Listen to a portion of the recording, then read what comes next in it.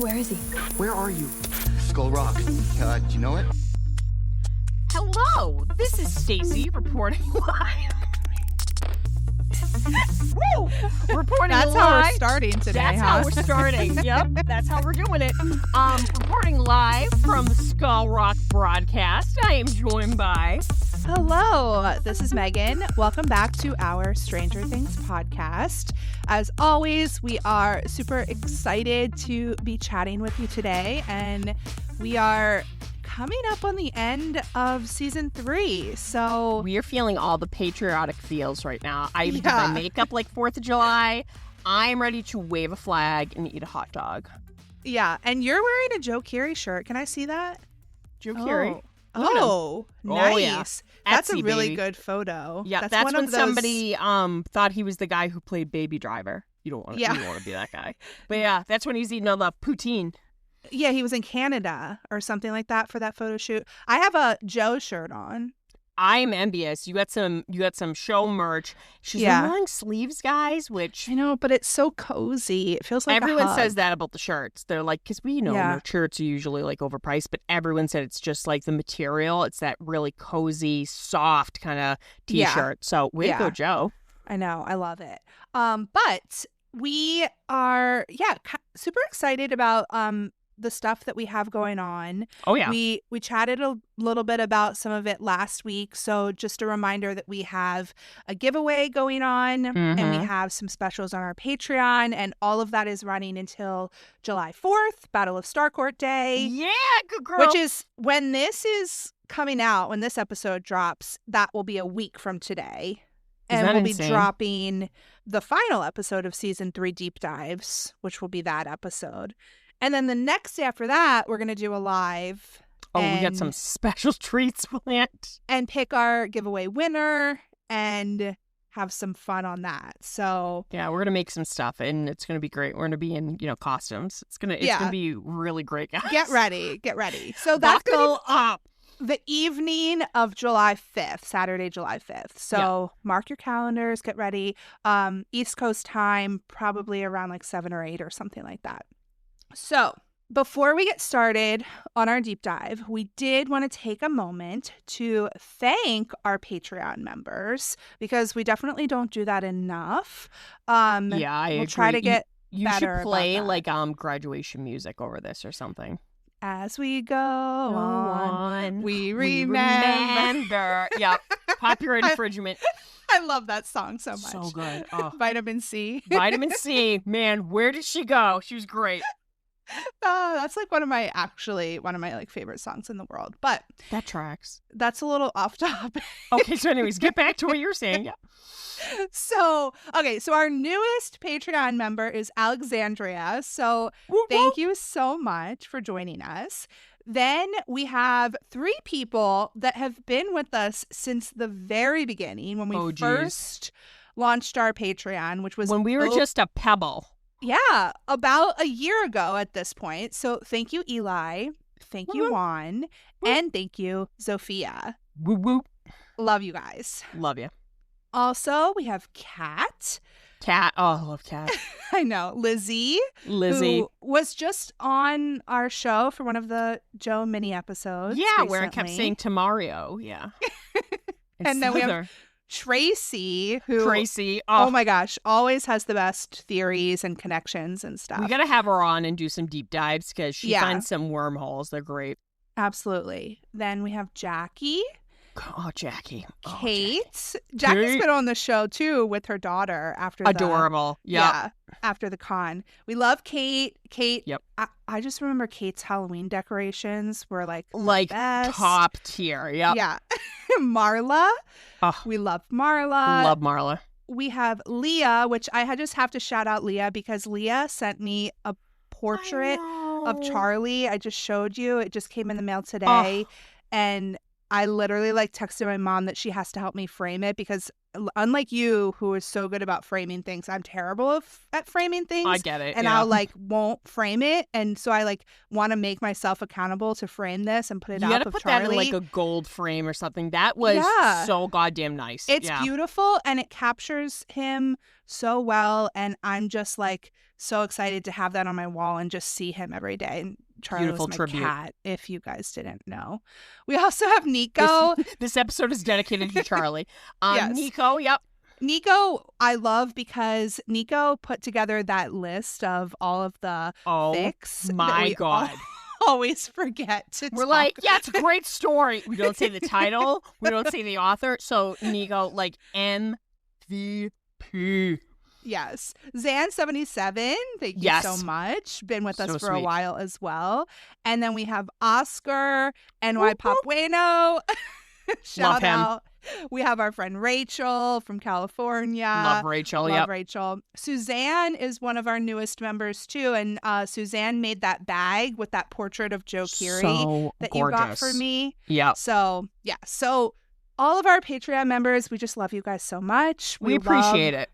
And appreciate this community and just can't wait to continue, hanging out with you guys. Yeah, it's just like your support means a lot. And like Megan said, it is a community. It's like a family. It's just we try to be positive with this fandom and stuff. And now that we're coming to a close with season 5, it's so much fun to talk about something that we love so much. So we have a lot of fun stuff planned. So thank you guys so much. Yes.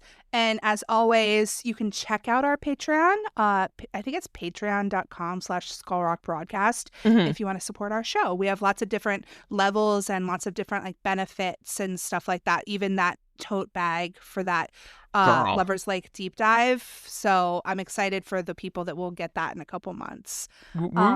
Oh, and like we talked about this last time too, but we're excited to send the postcards to Get everybody ready, guys. on Skull Rockers and above. So Stacey does have some at her house. So luckily I don't have to Get do it all ready. myself. There's going to be spelling mistakes, some grammar issues, some run-on sentences. But you know what? It's going to be coming from the heart. So it's fine. Yes, exactly. Yeah. Okay. So with that done, we can get into our episode, I think, today.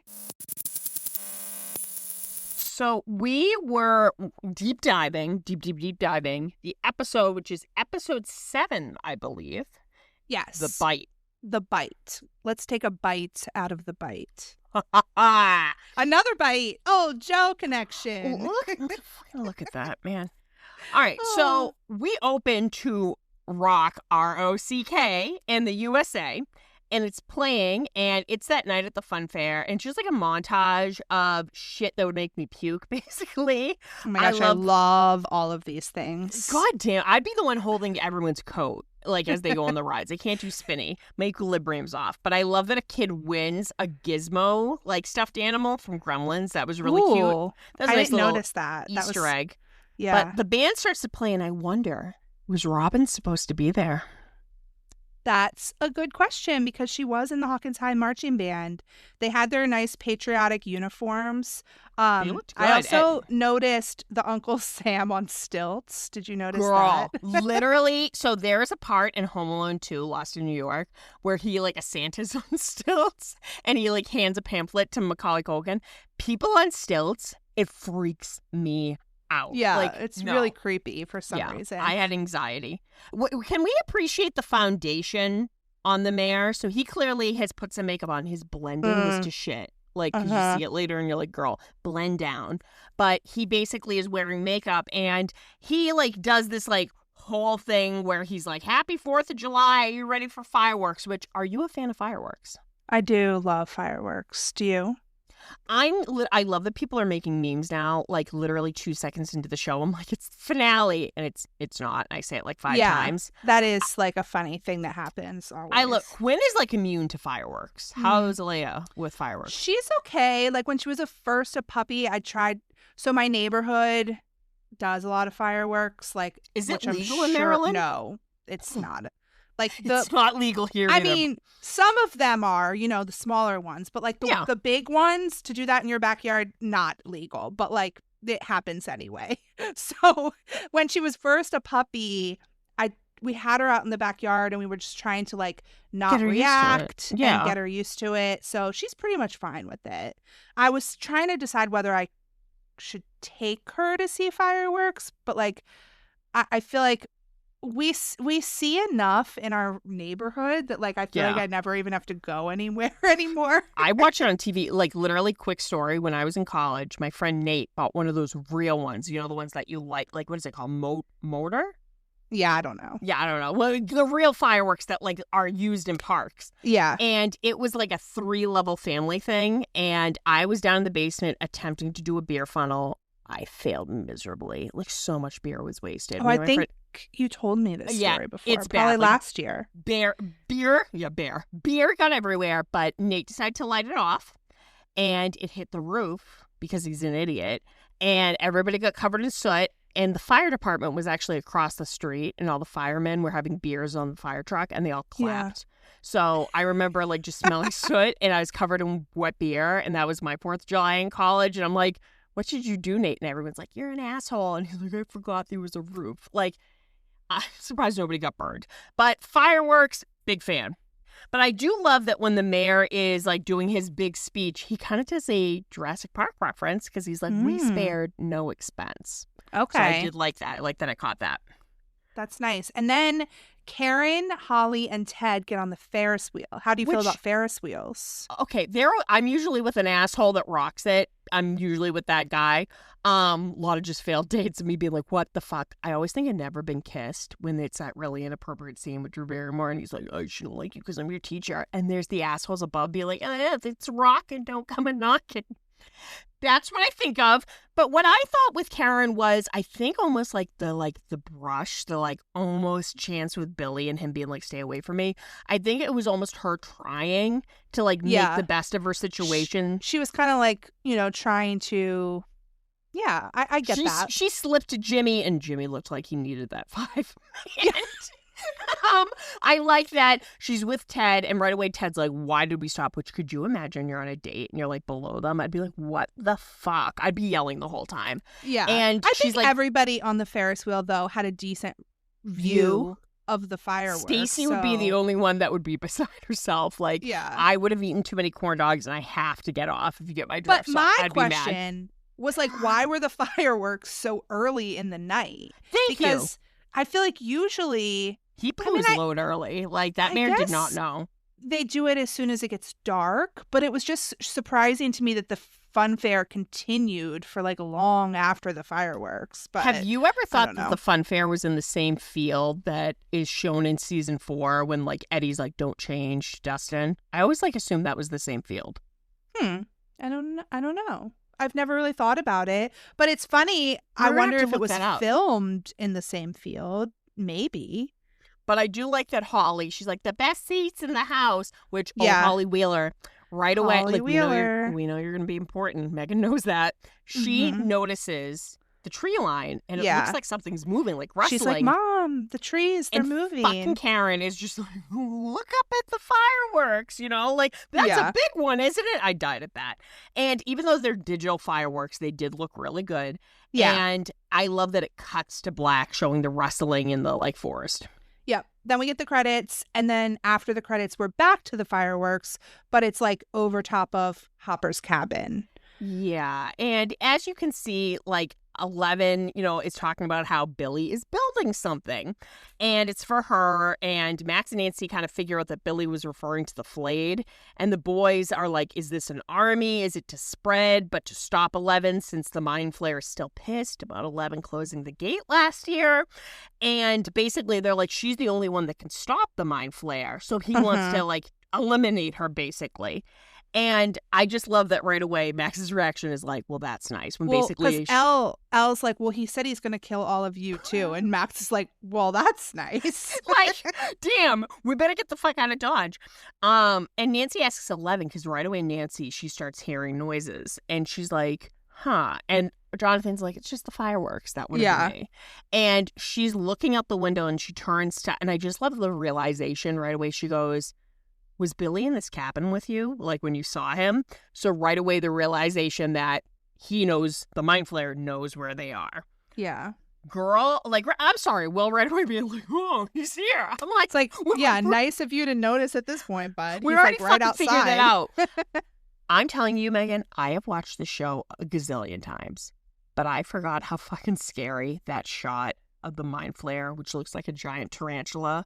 Just coming through down. the trees. Yeah. Girl, I gasped. I was Yeah. like, imagine that coming at you full speed. Yeah. Yeah. But we go back under the mall, and this is one of the best scenes too, because Dustin's still driving them down the long hallway, and Steve is like, slow down, and Robin is like, what is this, the Indy 500? I looked it up. She was right. It is the Indy 500. Steve was wrong, not the 300. Not 300, because we fought about this at one point too. I do love that you made that reel about us fighting, you and I, or Steve and Robin. And I'm like, yeah, that was basically us about the whole, like, does Steve's car have a sunroof? Yeah. So, Or like, is Lover's Lake the same as Jordan Lake? God damn it. Every time. I love Robin being like, let's say 1 million. 1 million, and they just start dying laughing. Like, after like such a heavy episode before, I'm really happy that we did get some comedic relief, which Maya Hawke and Joe Keery, like top tier, no notes. Yeah, it's great. But Dustin crashes into some like containers or whatever. drives Right when like they me. get to the elevator, and so then they get on the elevator. Luckily, the key card works, and then they're I just love Steve's surfing. line. This sucks. Oh yeah, that was funny. I don't think I had never ever noticed that before. But then they felt better once they were on the elevator. What was going on in the elevator, Megan? There was surfing going on. Steve's like, I'm a natural. He was Wow. on the like cart thing. Like, yeah, they're at Home we have Depot. we have like similar ones like at school, like flatbed things to like move things. You know, Bitch. all the kids are always asking me if they can get on. Oh, Like, yeah. absolutely not. Yeah, no, absolutely. I once had to clean out the old supply closet, which looked like a warehouse. And I remember some summer school kids were like, Miss Still, can we like coast down the wheelchair ramp? I'm not going to say that I maybe turned my head and let them do it, but yeah. Okay. So I do love but that Robin's like, wipe out. Wipeout. And I got to tell you, like, again, top tier with the makeup, the contacts, their pupils are blown out and they're bloodshot. They look high as fuck. And right away, Dustin, he starts like feeling Steve's forehead and he's like, he's burning up. And Steve's like feeling him back and be like, Literally- you're burning up. you're burning up and booping his nose, which fucking kills me. And I love right away, he's like, you know, maybe Erica's like, maybe he's drugged. And this is one of my favorite lines when he's like, how many times do I have to tell you, Dad, I didn't do drugs. It's only marijuana. I know. So funny. But Dustin's okay.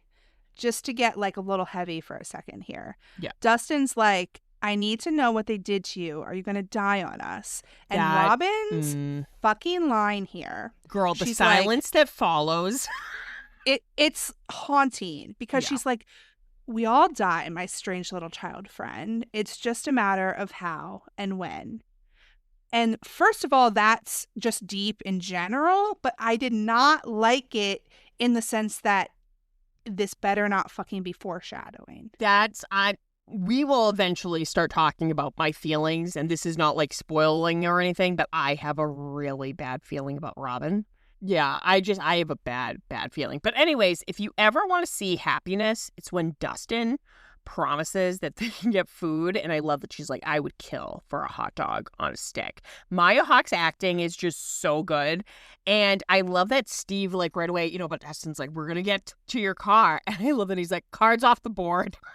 Car's off the board. They The took the Russian took the keys, keys. like, That's a forever bummer, ago. right? It's a bummer. Like, it's so bad. And I do love that they finally arrive on ground level. And this is like after days. And I always think, I'm like, they didn't have any water. Like, that was fucked. That's bad. I they don't were think they were underground down there for days. for like 2 days, right? Or a day and a half. They were only under. Yeah, it was only like maybe 12 hours tops. I think it was 24. Hold on. Guys, Yes, report back. 24 hours. It was a whole 20 day. It was 24 hours, but it wasn't more than that because they went down at night. They slept in there, I guess, but they don't know. It was 2 episodes worth, like 2 days. We're going to have to Right, go but back and look. think about what happened with the other people in that amount of time. Like, not that much. They were down from the whole Billy fight and sauna test. And then they were gone for the entire time when, like, Joyce and they Hopper were down go to there Murray. yet They were down there. for the sauna test. The end of the sauna test, the elevator is crashing down. I think it's like the next, I think it's 24 So that's hours. episode 4. And they don't get out until episode 8. They were there for like a day and a half. Megan's going to fucking strangle me.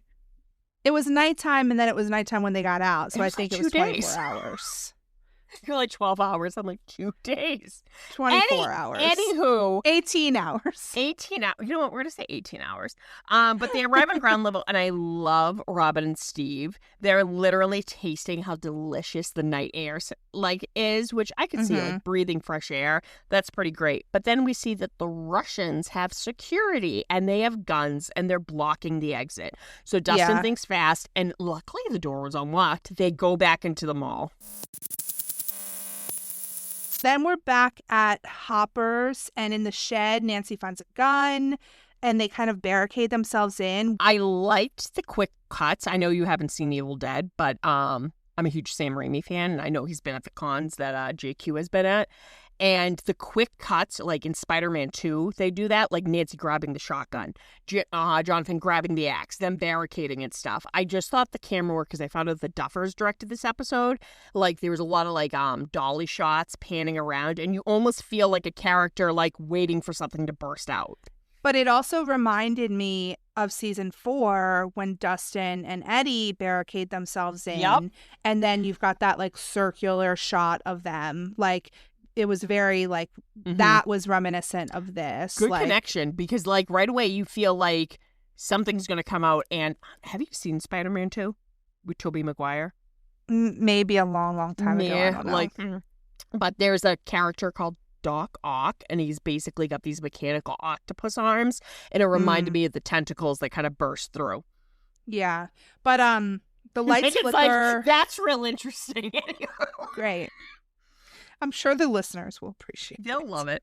The lights flicker, there's rumbling, and then a tentacle thing comes through one of the windows. And it's coming through its mouth. That's gross. It's really gross. You don't realize that until we've got the one up top that Like you he burst see a it coming huge out of hole its through the mouth. roof, which goddamn Hopper. Like, hope you have home insurance.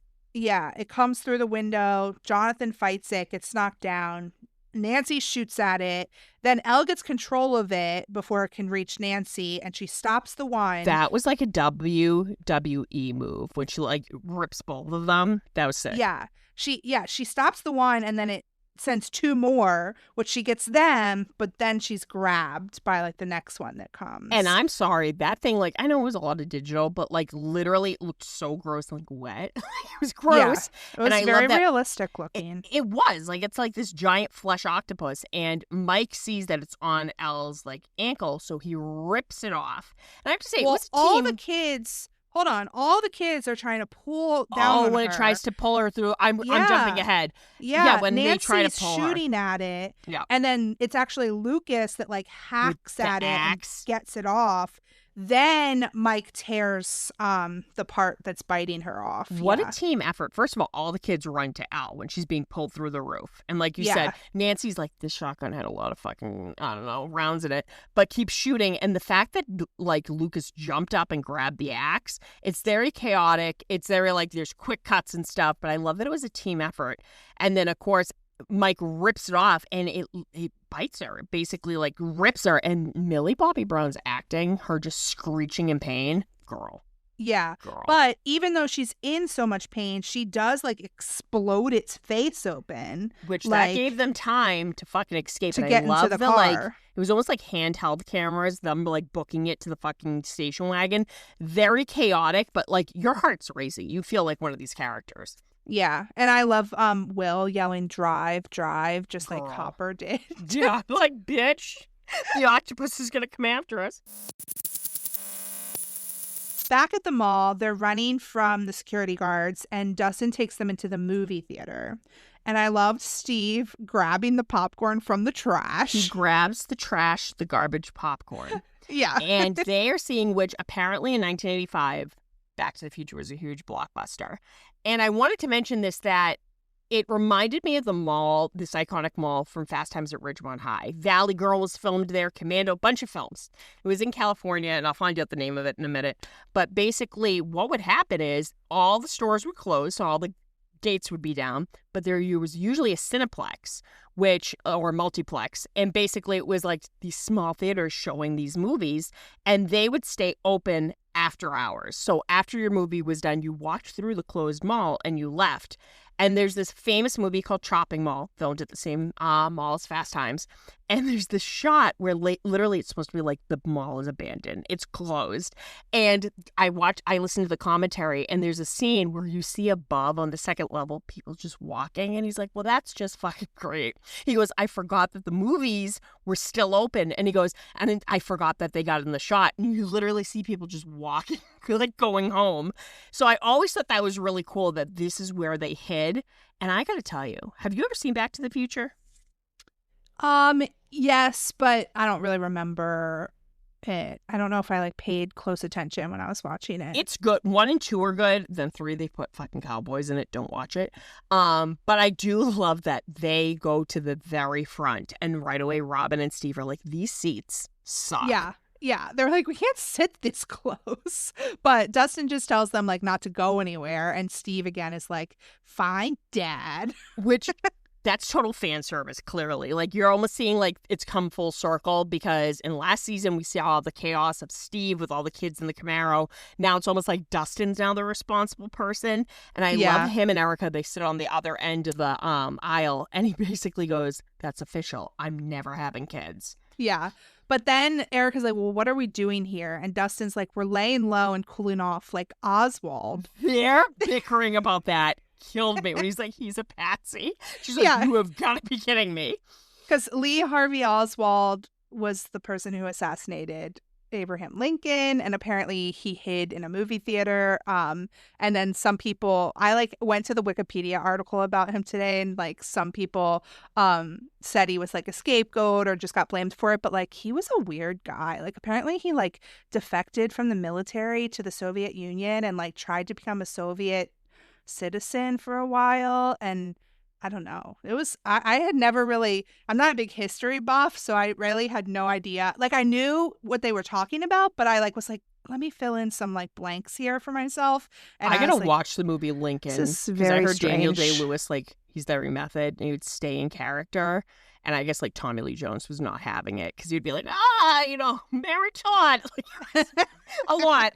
But my favorite shot is when they glance down the aisle, and Steve, imagine watching that movie High. Oh my God. But literally Steve and Robin are just eating the trash popcorn, and Robin asks, and I posted about it on my Instagram yesterday, what's going on? And he goes, I have no idea. Yeah.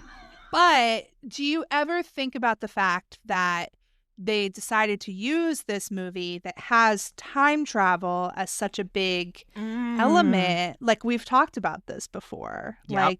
Will there be time travel in season 5? Will they be able, in Megan's fantasy, bring everybody back from the dead? I don't know. There might be wormholes. We'll see. A DeLorean will pull up, and Steve Harrington will be driving it.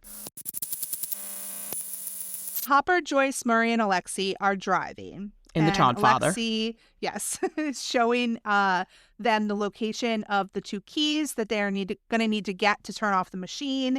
They're in a vault, and you have to enter Planck's constant to open it. So which Hopper's like, it's the back. 2-man rule, 2 keys, like a nuclear launch. Yes. That's a little chilling. And then he says you have to enter Planck's constant, which, did you know about that?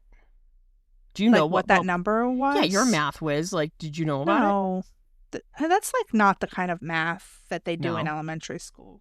Could you imagine? Gun to your head, say Planck's concert. I'd be like, I wouldn't need even Susie. know the first number. I mean, I only know 3.14 of pi. I don't even know any more numbers of pi. I don't know how you expect me to know Planck's constant. So Joyce is kind of being the cheerleader, and she's like, okay, we're going to do this. And right away, Hopper is fucking pissed. Well, no, Joyce is basically saying that the military is going to help them get in, because they're kind of arguing about how they're actually going to get into the Russian base still. And she's like, well, the military will help. And Hopper's like, maybe after you called them and reamed them out like it was a parent-teacher conference and then hung up on them. And he's giving her a hard time about how they're not even going to the mall right now. They're going to rescue their children from the big bad 4th of July celebration. I love that she's literally like, I will walk instead of being in this car with you. And Murray, God bless him, he calls them out on their bullshit. Which Yeah, he there's does. a lot of like memes saying like, thank God Murray was in Russia in season 4 because he would have called out Steve and Eddie big time. But he basically is like, you're afraid to get hurt. He's a brute, but you're kind of curious about how he's in the sack. And like, I saw Joyce's face. Like, same girl. Alexi asks, like, what was that? Because They haven't had sex. and he's like, I was telling them that they need to just, get over it and have sex already. And Alexi's like, they haven't had sex? Like, then they laugh That about reminds me, like, because they are giggling, it reminds me of when we were in Georgia and you and I were, like, running on no sleep. And it was Saturday night. And we were just, like, I don't know, talking about Joe Keery. Rachel, Brandy, and Andy are dead silent. And you and I are just giggling our asses off the entire ride Yeah. back to the it. It was Airbnb. fantastic. It is, yeah. We were pulling a Murray and an Alexi. Nancy, talk about Fast and the Furious, Tokyo Hawkins. That fucking spin, like, girl, that was beyond a fishtail. But we return to actually a location that we remember from season 1, Bradley's Big Buy, which is a supermarket. And I gotta tell you, these scenes were my favorite. I am speaking of Sam Raimi. He acted actually in a movie called Intruder. It's a slasher. Takes place in a supermarket, and something about movies that take place in supermarkets, I love, like, literally pausing and looking at what's on the shelves, because it's just so, you either remember like those products or you get to see what those products looked like back in the 80s or 70s. So this was really cool that they go to Bradley's Big Buy, and which, like, I'm sorry, like, no security alarm. They fucking busted that window. They Yeah. just Well, walked it's in. funny that they broke the glass doors because Elle broke those glass doors in season 1. So I was Yeah, like, oh my God, I remember. Yeah. I was like, Elle, you're just always breaking these glass doors. They're going to have to be replaced again. Poor Bradley. Like, literally, glass is expensive. That But poor man. I've been there to that Have you really? filming location. Yeah, it's pretty cool. I love It's like an supermarkets. actual like little grocery store. But Did like you go in? yeah. They have That's amazing. the Eggos in the same place No, they don't. so that you can like take a photo op like Elle when in season 1 like getting the Eggos out. Like it's really funny. I need to revisit. Oh my God. But yeah, so they help Eleven in, and Nancy grabs rubbing alcohol and gauze pads. And again, huge props to the makeup crew, because I'm going to assume it was like a silicone appliance and they like just dusted a little bit of digital on it. But that bite on her leg looks fucked. Yeah. Like, it's bad. But Max right away like stops her. She's like, "Hold on, what are you doing?" And Nancy's like, And what does "Cleaning?" she say? What's her cleaning it? plan? Oh, but Max is like, "No, first you need to stop the bleeding, then you can clean it with soap and water, then disinfect, then bandage." She's like, "Trust me, I skateboard." Yeah, I love Max. Literally, like, her friendship with Elle, like, she was making sure she didn't get an infection. Yeah. Good for her. So I love that basically she, like, sends, like, Nancy and John to go get water and soap. And I love Lucas turning his backpack over, and, like, I thought I saw a Tootsie Roll. fall out. Probably. And he's just like, will any of this help? And she gives him a look like, you're a fucking idiot. And she's like, no, I'm going to need a bowl and a washcloth. And did you notice, like, this kind of, like, made me go, like, damn, Nancy. So Nancy and John are, like, walking down, and I'm just, like, literally looking at everything in the background. And they're talking about how Tom and Bruce, a.k.a. Chuck, they melted together and they must be part of the Mind Flayer. And then they're like, do you think Driscoll is? Like, all the flayed, are they melted? And right away, like, John's like, so if we kill the Mind Flayer, we kill everybody who's been flayed. And Nancy, like, pole vaults over it. She's like, yeah, and we'll end it. Yeah. Exactly. Cold as ice. Holy shit. And then Lucas and Will are looking for the bowl in the cereal. I love that they're just such 13-year-old boys. They're like, why would you need a bowl besides cereal? And they're in the cereal aisle. And they're like, yeah. Did you pause as much as I did looking at the products? No. Okay, here we go. Get ready. Buckle up, bitch. Okay. So I saw honeycombs, which maybe that was a little prediction of, a nervous metalhead that loves to munch on those. Thank you. Did I say it weird? You said cones. It's like comb, C-O-M-B. Honeycombs. There you go. Jesus Christ. Let me see. Rice Krispies, Smurf Berry Crunch, Cracker Jack cereal, gross. Cheerios, Mr. T cereal, which I was like, okay. Ghostbusters Ghost Fever, which I think they were just throwing that in as like a little Easter egg. Yeah, I don't is that a remember real that. thing? And then regular Ghostbuster cereal, Rainbow Bright cereal, G.I. Joe cereal, Cocoa Rice, Corn Flakes, Crispy Rice, Bran Flakes, 4 Bran Flakes, Life, Bran Check. So apparently, like, they were walking by the part of the cereal aisle where, like, you're bound up and you need fiber, like, or less fiber. Because I was like, holy shit.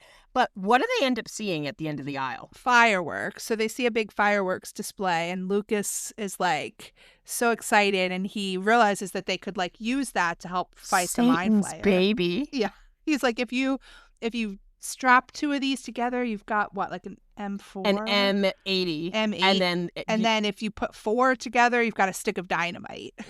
which did you watch Lost when it first aired? Yeah, yeah.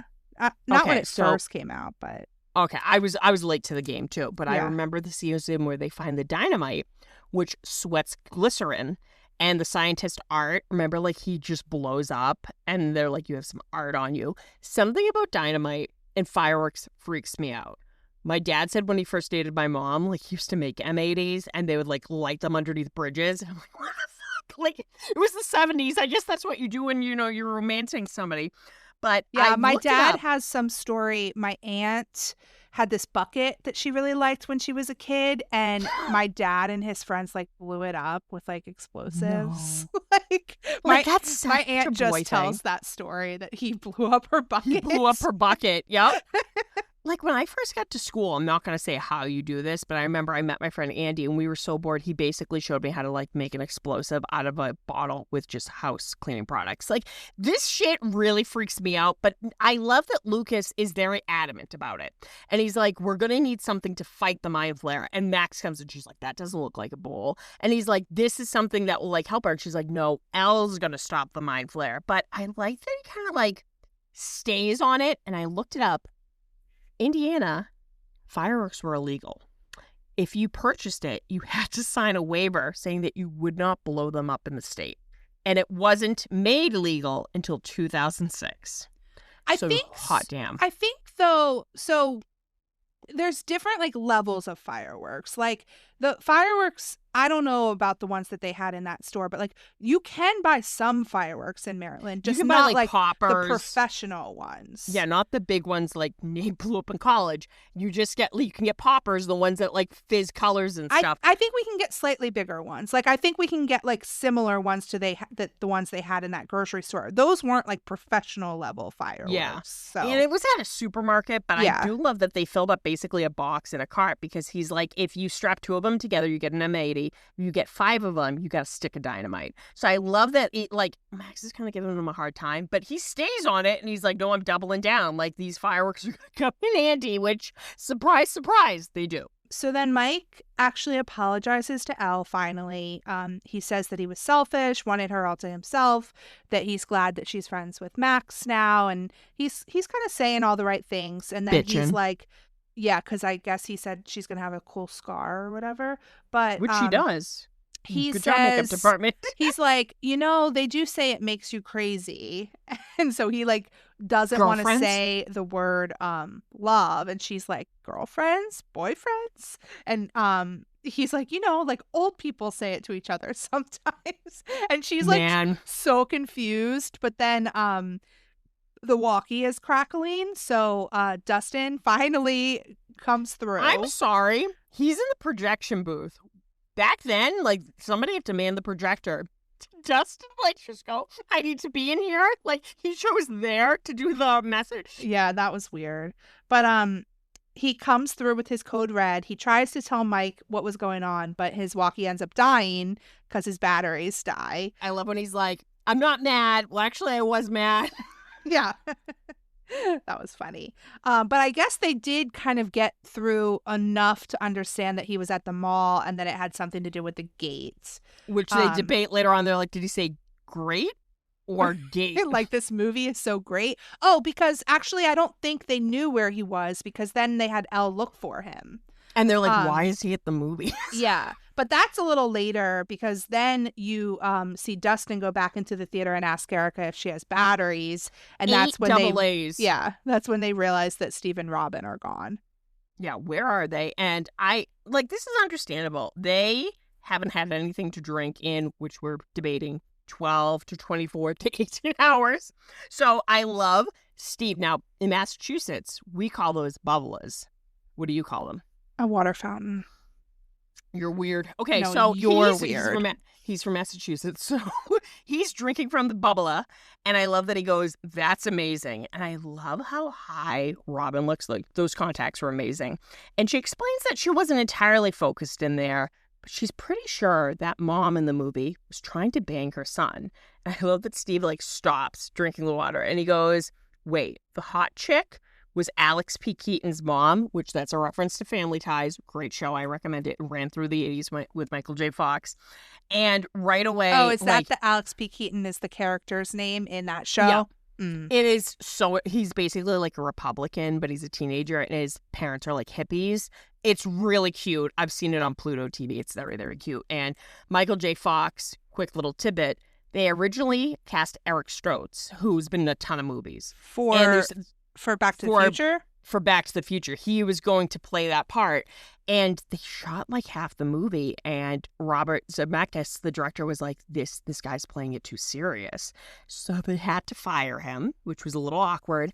And they asked Michael J. Fox, and he's done a documentary where he was like, basically, I'd film Family Ties half of the morning. Then I would sleep in the van that drive me to the Back to the Future set. And he was filming it consistently at the same time. So I think and they made the right choice because he's amazing, and I do recommend that you rewatch it. It gives very Steve Harrington vibes. But I love that, literally the way she's trying to explain the plot of Back to the Future to a very high Steve.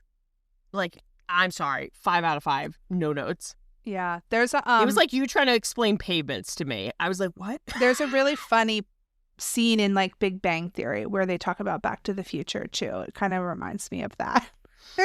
I love it. He needs to go back to the future. He's like, but they were the same age. So I did notice in the background there were posters. There was Pee-wee's Big Adventure, Back to the Future, Day of the Dead, and The Black Cauldron. And I love her ripping him away from the bubbler, and she just starts drinking. And what does Steve do? Well, he looks up at the ceiling, and it's very trippy, I guess, from his high, and the lights on the ceiling start moving and swirling around. And does it make you dizzy when you watch it? A little I can't bit. Watch it. Yeah, he grabs Robin to make her look too, and they both start to just get really dizzy and then nauseous and feel when like you they're see gonna them throw gulp, up. you know what's going to happen. And I Yeah. love there's all memes. It's bugs when you lift the rock up. And I have to say it was very realistic the way they booked it into the bathroom, which I love the color scheme of the bathroom. I could have gone without seeing them vomit in the toilet. But yeah, realistic. Yep. So the convertible, the Todd father, pulls up at the fun fair and Stay put. yeah, Freud. That it was hilarious. But I liked Jim apologizing to Joyce for Murray You can tell and being it's awkward. Yeah. yeah, try not to let him get under our skin. But they walk past Larry, who's winning a bear at that hammer And game. I would like to assume that one of the beauty pageant girls are Lucy LeBrock, who was referenced, Mm, And I love that all three of them are in red, white, and blue. I was like, okay. yeah. But he sees them and he runs to his car because in his car he has a car phone. Look at that car phone. So high tech. Fun fact, my dad had a car phone in the 90s. No, we did not. Yeah. I always think a Hot Tub Time Machine when the guy's skiing. He's got the phone. It looks like a brick, and he's like, I'm on my phone.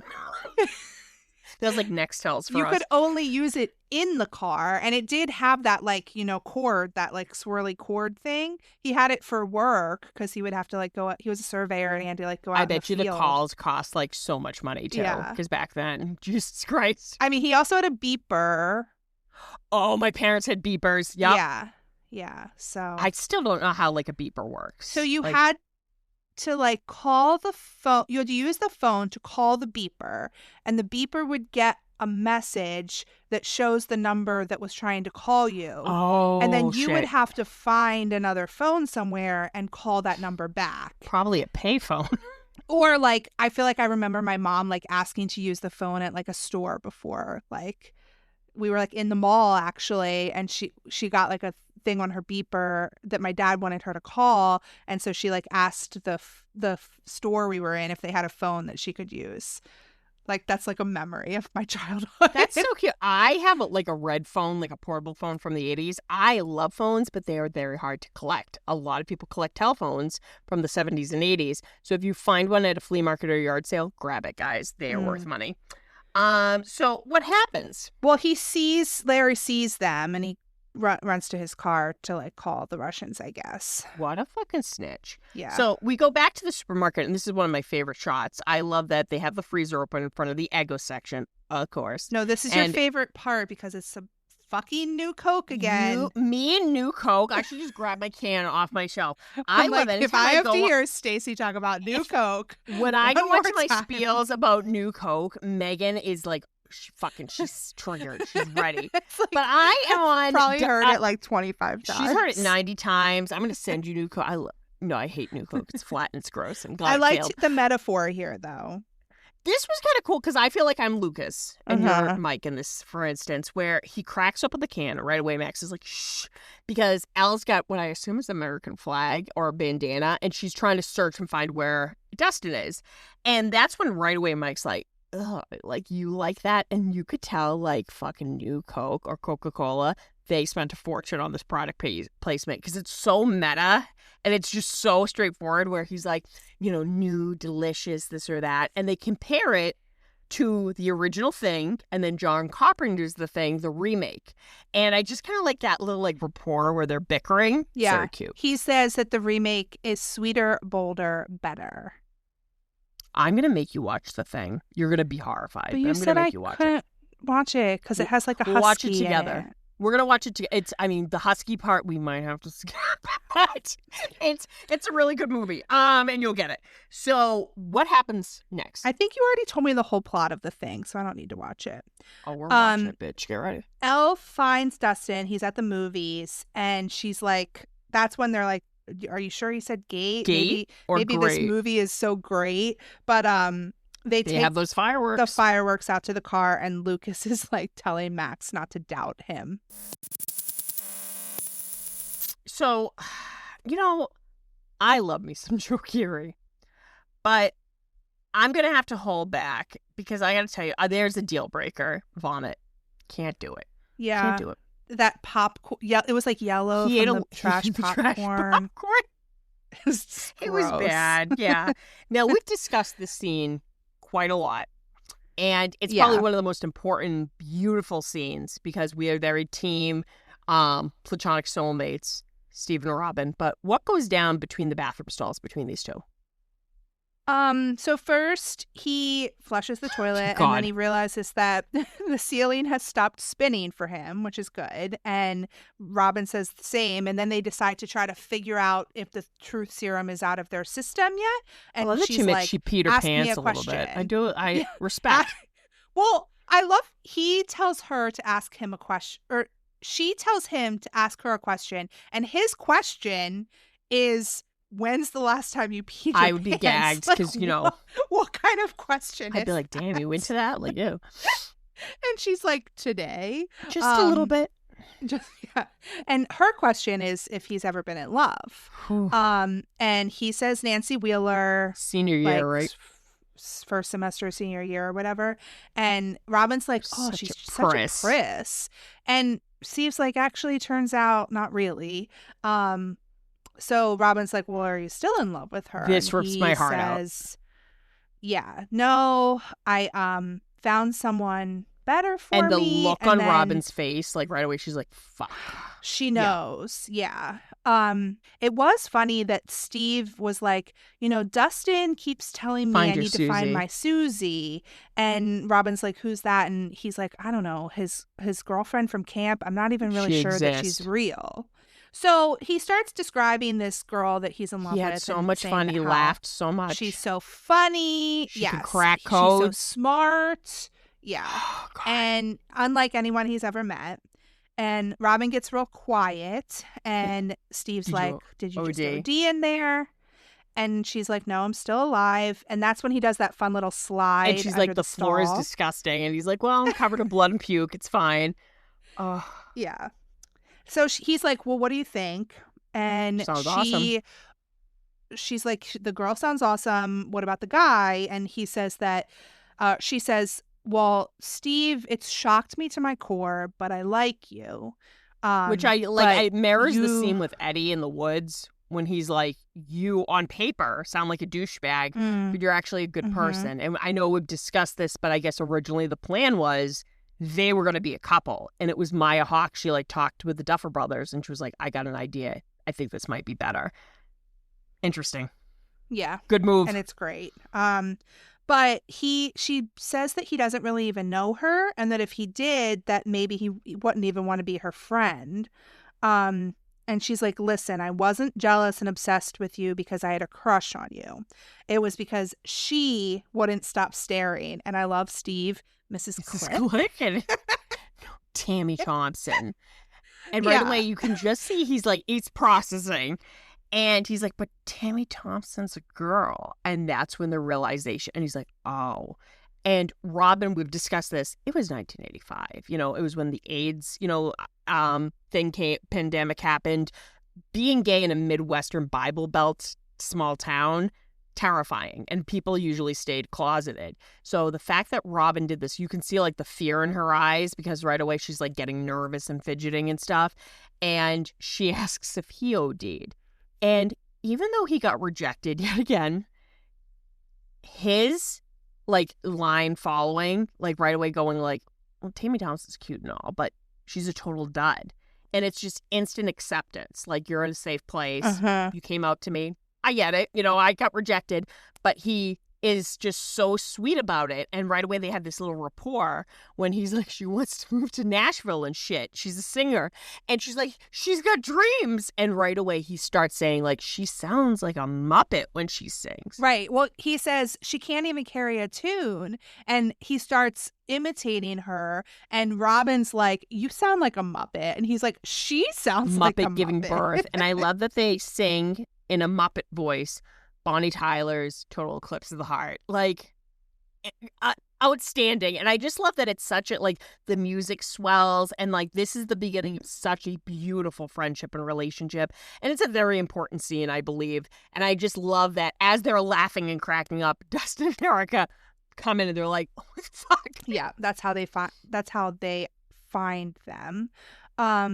But then we switch back, and we find out that Billy is basically like tracking the He looked group. good in this scene. Yeah, I forgot about this scene, but it's kind of gross. Very when he, like, Terminator-like, very like he's on autopilot. yeah. Do you notice that they were in the first aid aisle, and I love all the boxes, the Tampax stuff. I'm like, oh Jesus. But what does he find? Well, he like finds the blood on the ground and like puts his fingers in it, and that was nasty. Because it looks to like me. it's like hissing, like it's alive, yeah. basically. Well, when they left, actually, I think we forgot to say that like there was kind of something like moving in the Moving, blood. like hissing and bubbling. Yeah. Gross. Yeah. And I love that effect of his, first of all, gorgeous eye. But I love that it's almost like the mind flare gets activated and you see the black kind of veins and his pupil blows out. And you can tell the Duffer Brothers, like, they know their shit. It then switches to one of the rides. And it's Yeah. like, I believe it's called the Zipper. And it's just It's a circling and tilt-a-whirl. stuff. Oh, do you like that shit? Yeah. I mean, I haven't been on any of those rides in a while, so it's like I might be getting a little too old, but We should do something for the Patreon where we, like, ride a roller coaster together? together. Like, where is this roller coaster that we're riding We'll find together? one at the festival. We'll invite Joe Carey. It'll be fine. So it's an aerial shot of the tilt-a-whirl, but then we go back to the car, and Alexi and Murray are talking about the plan a little bit more, and Yeah. Alexi's explaining that they can't just turn it off. Like, if you turn off a car, you can still turn it back on. Like, you need to actually make it explode. And then Alexei says that once they do that, then he wants to become an American citizen and join in the fun. That tugged on the heartstrings. Mm-hmm. And Murray's like, we don't need to be an American to join the fun. So they decide, fuck it, they're going to go, explore the fair. Ah, man, we know. We're like, don't do it. But you know what? They had fun. Yeah. So what happens next? Well, they buy tickets and... Yep, 12 tickets. Murray is kind of saying that the games are rigged, and Alexei's like, they don't look rigged, and he's like, yeah, that's how they get you. Like they make you think that things are fair while you're just putting money in the rich man's pocket. Like that's America. I mean, true. Hashtag true. Yeah. So then, and he like gives him tickets, and he's just like, go wild, and he's like, I'm gonna go try to find something that resembles food. Right. But then Joyce and Hopper end up seeing Karen, and they follow her. This is what we were talking about last episode. Girl, like, first of all, there must be no height requirement because Holly's on that ride. Holly's on there, and she's kind of small. And I just love that, like, it was the 80s, like, kids got on their bikes. They came, as soon as the sun set. So I love that she's like, I think there were Dustin's or maybe Lucas. Like, I haven't seen them yet. Like, it's summer, which I don't blame Karen about. Like, that happens. Yeah. And that fucking ride operator, she meant business. Up against the wall. Yeah. Like, on your life, Magnum, which great reference. Yeah. And they basically get trapped, and Ted is Stacy on any spinning ride. The whole, like, what does he say? Holy smokes. Holy smokes. Holy smokes. And I think it's so sweet that as they're, like, literally spinning so fast, they're, smushed against the wall. I love that Hopper and Joyce hold hands. Yeah, Joyce kind of grabs for his hand, which is really cute. But at the movies, they have waited until the movie ended to come out of the bathroom because they're trying to like blend in with the crowd to leave. Yeah, blend, which Steve's face, girl. Yeah, and then Dustin's like, then we'll just get on the bus with the rest of these plebes and that killed me. Go home. And Steve's like, Dustin, we probably shouldn't go to your house. Yep, and right away he's like, you resist. And they see at the exit that there's one of the Russian guards checking IDs. And they immediately get clocked. And right away, like, abort. So they run. And they act like those velvet ropes in front of the stopped escalator is like a brick wall. And I thought this was a really cool shot, which, damn, they were in shorts. Hopefully, like, they didn't get, like, burnt. But there's a shot in Dawn of the Dead, which is the movie before Day of the Dead that takes place in a mall. And there's that really cool shot where characters spin down, go down the slide between the escalators. So I love that transition. Like, as soon as Robin hits the ground, it cuts to the next scene. Yeah, it cuts to Alexei playing the balloon dart game, which he had to hit like 5 green balloons, I guess, to win. And I love he's on his like 4th one. And so then he needs to just get one more. And all the kids have like gathered around him or like, you can do it, mister. Cheering him on. But he wins and he ends up getting this giant Woody Woodpecker, and he is so happy about it. And he waves to Murray. Murray's got his corn dogs. Do you like... No, you're a vegetarian. You don't eat corn dogs. First of all, nah. Like with the fucking mustard? No. I would eat one if it was a vegetarian one. True. Which they used to have some really good ones, like Morningstar made them, and they were like frozen, and you could reheat them, and I haven't found them in a long time. It's freakish how they can make it like taste like an actual like hamburger. Like, it's weird, but more power to you. But really, it's a sweet moment. And then what happens? It's emotional damage is what it is, because it's so sweet and he's so happy. And then Grigori comes through, shoots him. Traitor. And he's got a silencer. Yeah. Which I like that when he shot Alexei right in the chest, like somebody threw a dart, which nobody would have heard that. But literally, it's just like, I love that everything slows down and you just see the realization on Murray's face. And they did a really good job with the camera work. Like, you're almost in the point of view of Alexei where like things are just which there were so many fucking clowns. What a way to go. Yeah. And it just started blurring and the sound started blurring together. Like, you are just your heart's ripped out at this part. Yeah, it's awful. So Murray kind of like gets him just as he's falling and takes him around the side of one of the games, and then he kind of runs off to find Jim and Signals Joyce. Hopper. Yeah, they got Alexei, which thankfully that made him look over, and he sees one of the Russians with a gun. And then he sees this other guy with slicked hair. At first I was like, could you imagine the guy wasn't like with the Russians, but he was like, yeah, he looks like Yeah, but also Ted and Karen like This is amazing. see Joyce and Hopper like running through the fair together. I feel like at that moment, maybe Karen, was like, damn, maybe I really should have hooked up with Billy, because right away they make an odd couple, and you just see Ted going, like they say, you know, there's somebody for everybody, and Karen looks fucking over it. Yeah. Like, holy smokes. But Jim goes into the Big Top Funhouse, and then Murray and Joyce end up finding each other, and they go back to Alexi, who is gone. Who has passed away, and just Murray, just the guilt. Sorry. What? I don't know why that just like made me really laugh. Because Like, he's just like, I was getting a stupid corn dog. I guess he didn't have to film the death scene. Like, he didn't have to film like himself dying. He's dead. He's gone he's when he dead. gets there. Yeah, he's gone. I wonder like if they did that differently, and that's how they like decided to do it. I don't know. Like, I don't know All I why know they is decided. Brandy went to a meet and greet with them, and she found out that, I guess, on the day of filming, like, the actor who plays Alexi, he had, like, I don't know, gotten shoulder surgery. And she said that the night of the fun fair, it was actually freezing. Yes, I remember that. I think they talked about that at their panel too, that Chris did with them. So when he, like, collapses, like, that's actually, like, he's in pain. But Alexi was a beloved character, much like Bob. I'm not saying Barb. Much like Bob, but, like, And literally, Barb. like, whatever. But R.I.P. Alexi, smeared off, pour one out. Yeah. Cherry Slurpees for everyone. But I have to say, the Big Top scene was really cool, the way they filmed Oh, it. wait. Before that, though, don't Mhm. forget this scene because it was great. So Joyce and Murray head back to Oh, the yeah. car. And then Girl. Joyce stops and Murray's like, where are you going? And you realize that she saw Larry. And Which he looks happy to see her. It's like, Joyce. I think he's just so fake and like puts on a performance And for I everybody. love that she just She goes punches ham. him, kicks And him then in the knees him in the balls. balls. And then Yep. there's some guy in the background who goes like, Doesn't he go like, yeah, yeah, lady. You know, that person was like 5 beers deep, you know, overpriced beer at the fair.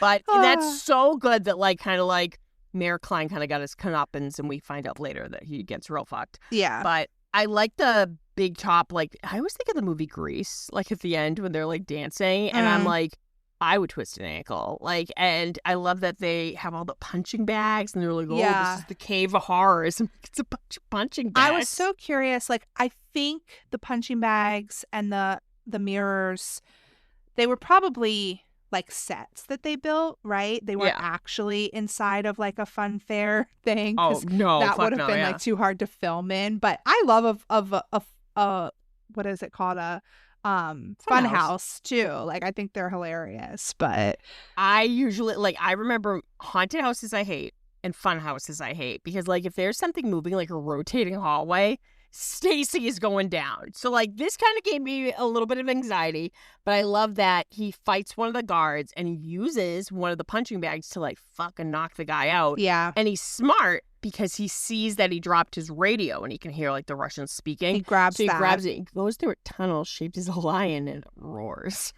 Yeah. Cool. But then he ends up in the Hall of Mirrors, and Grigori's in Girl, there. have you ever done those? Yeah, it's been a while. Banged my ass. Like, literally, it took me, like, the person who ran it had to, like, direct me out as a teenager. Like, it's bad. So anytime I see those things, they freak me out. But Jim actually, well, he shoots at Jim, but it's a reflection. Grigori shoots the reflection. Girl. And then Jim actually shoots him. Which, but I'm sorry. you realize- Headshot, you yeah. idiot. Like, no offense, Hop, but, like, he, yet again, goes ham and shoots him a bunch of times in the chest, and he goes crashing through one of the mirrors, and Hopper's like, yeah, and he leaves. But, like, moments later, He's more like Russians getting come, back up. Yeah. and you 'cause- see he had a bulletproof vest. Yeah.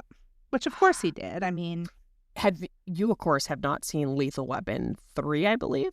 So Joe Pesci gets shot with a silencer, but it was like a dummy bullet. Like, it was made out of rubber and it barely broke the skin. And it happens on an ice skating rink. So he's looking up at Danny Glover and Mel Gibson, and he's like, I'm cold. I'm dying. I feel cold. And they're like, you're on the ice. That's why you're cold. So he gets up and everybody cheers. So I don't know. I thought of that. But I love this sequence. It's filmed really cool. Yeah, it was very, very cool filming for sure. And that whole with thing. the lighting and stuff. Yeah. Like, it reminds me of the movie The Guest. Good movie.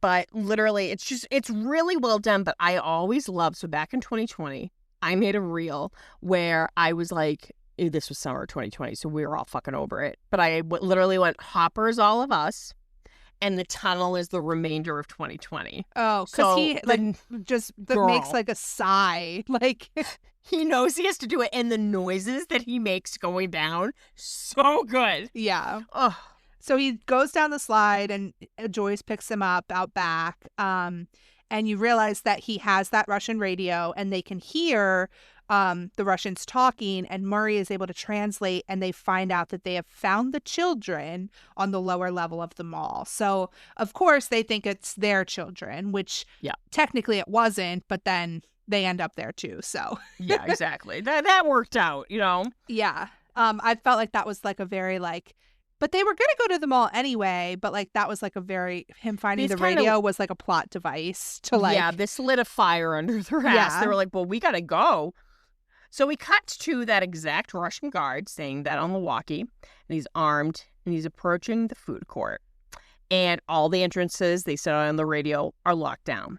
And unfortunately, they see the reflection in the stainless steel. And I believe the place where they're hiding in the food court is called Great Cookie. There were a lot of Sesame Street included Cookie Monster, advertised on it.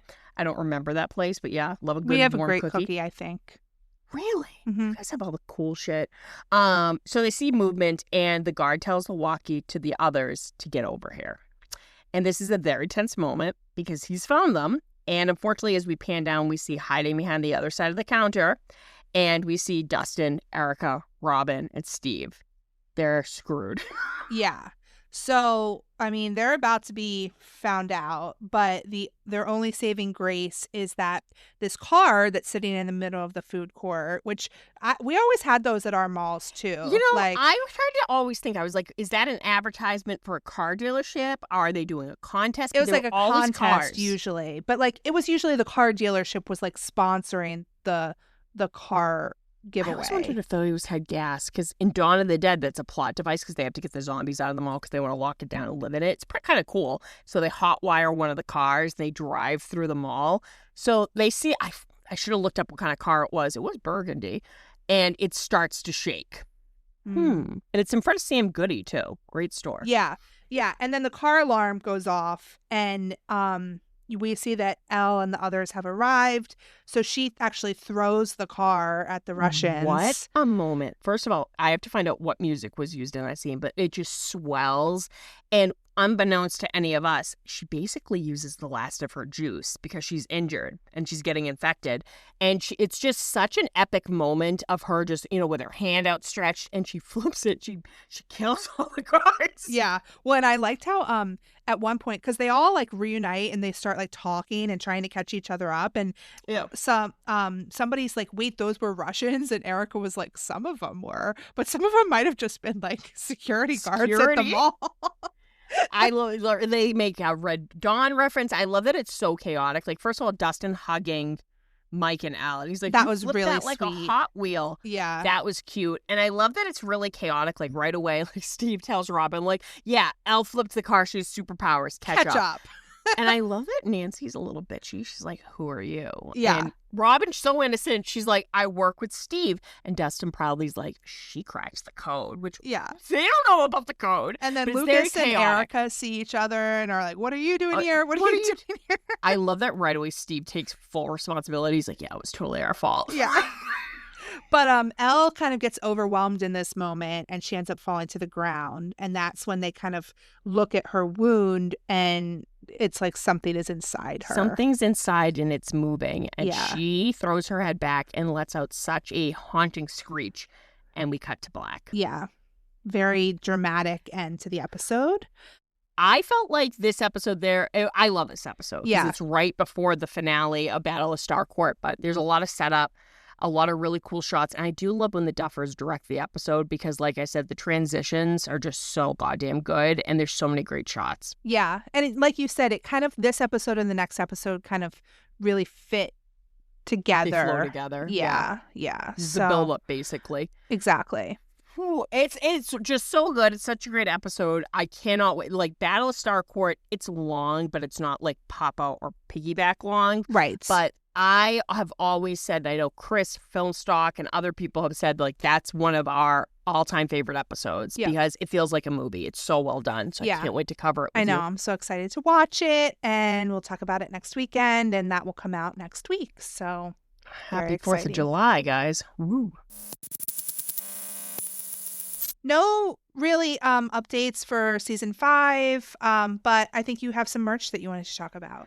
I do have some merch. So I got the Scoops Ahoy bowl. It looks like an ice cream cone with the little Scoops Ahoy hat on it, and it comes with like 2 little shovels. They're cute. I'm gonna send you my extra one because we're gonna make some USS butterscotches. Did you just get that, or have you had that for a while? I've had 2. Okay. One person sent it to me, and then one I found in Walmart, like when Gotcha. they first came out. Yeah. They're cute, and I don't know, a little small, but we'll make it work. I got some really cool Joe DJO stickers from Stain Sharp Glassworks. I posted on my Instagram. They were very cool. So sweet, and I love the colors of it and stuff, and I love the like love bites from the Buzzcocks shirt that Joe Carrier wore with the sunglasses. I kind of want to do that for Halloween, but I gotta find the right shirt. I got some post animal artwork by Abby Hutes, I believe that's how you say it. Very sweet. And I found a Macari for $3 each, an Erica season 3 and a Dustin season 3. So I have to reunite the Scoop Stroop. So like I said, guys, definitely support small businesses on Etsy and look up deals on Macari because like I said, eBay is just bleh, but you can find some really great deals. Yeah, I think Eli sent me the temporary tattoo sheet. That was cool. From Joe's merch. Just because that was one of the only things in the giveaway that they had going on that I didn't have already or that I really wanted, and they were like, "Oh, I see it's on Macari, so let me buy it for you." So I really appreciated that. But like, very sweet. Also, I think somebody else, I told them like, check Macari, but there wasn't any more, but people are adding stuff to Macari all the time. I think that's how it works. So it's like, you never know, somebody else might list one there. So keep your eyes open, guys. Yeah. And then also I'll have to share Leah's information because I think she does do commissions for those pet portraits. Oh, that's cool. Like the one that she sent me. So if anybody else has any that they are interested in having done. Get Quinn wearing a top hat. It's so beautiful. So I can't wait for you to frame it. So shout out to them. Absolutely. Yeah. That's pretty much it for today. We did already talk about our Patreon. Also, make sure to rate or review us wherever you're listening to us. Find us on social media so we can hang out. We're mostly on Instagram at Skull Rock Broadcast. I'm at Steady Stories on Instagram, and Stacy is at Stay Still Reviews. And we will talk to you next week. Over and out. Over and out.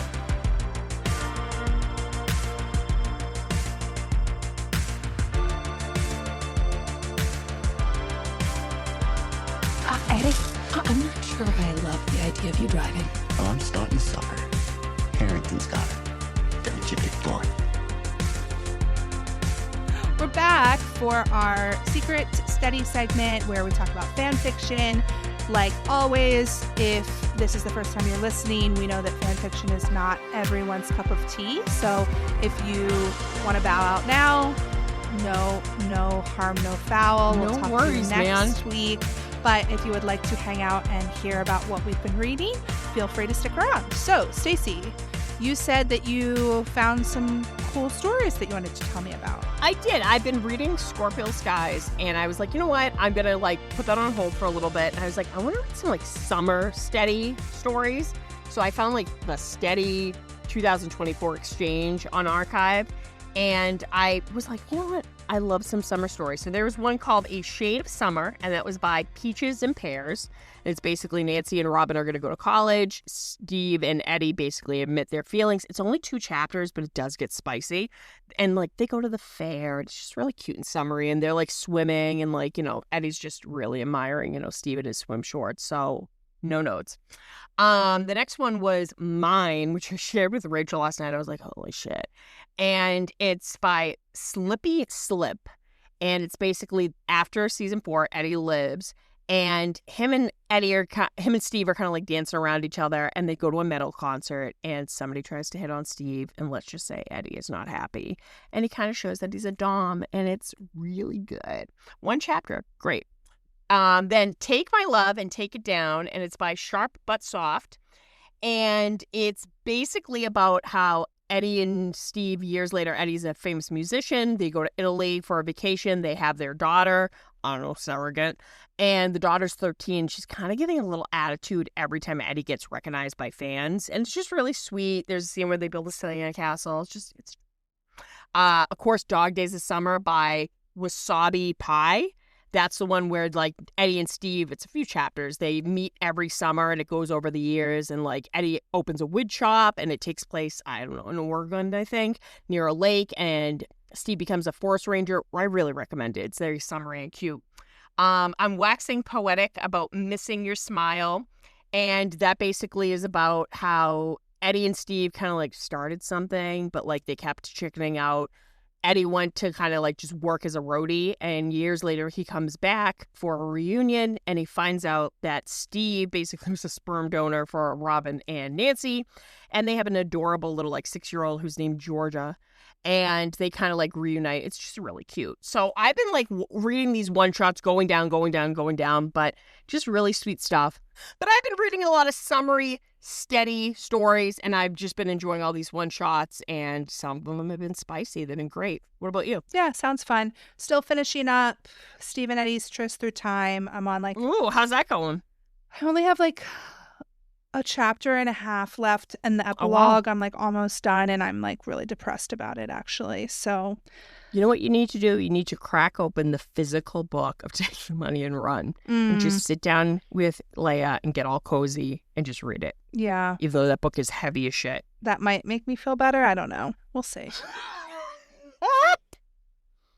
But yeah, so I'll probably read something else this week after I finish it, but I'll send you we'll some see how stuff. it goes. So yeah. Not much for me, but those stories sound really good. I know I've wanted to read Dog Days of Summer before. So. I highly recommend. It's probably one of my top 10 steady stories I've ever read. So okay. I highly recommend. And I think that might cheer you up. So yeah. Okay. And it's not like the ending is depressing. I'm just depressed that it's going to be over because I loved it so much. So. Oh, yeah. And then shout out to Shane Murphy giving me this beautiful Joe Keery tattoo from the Iron Post Animal album. He looks very angry. He does look very angry. He does great portraits. But he looks beautiful. He's beautiful. It looks great. Cannot wait for that album that's going to be coming out in July. So that's going to be really cool. And I promise you, Maya Hawke, you're the next tattoo, I swear. Yeah. So you say. Yeah, exactly. She's going to come after me. But this was a lot of fun. Cannot wait to chat again. And like I said, guys, just stay tuned for a lot of fun stuff. Catch you on the flip side. Peace out.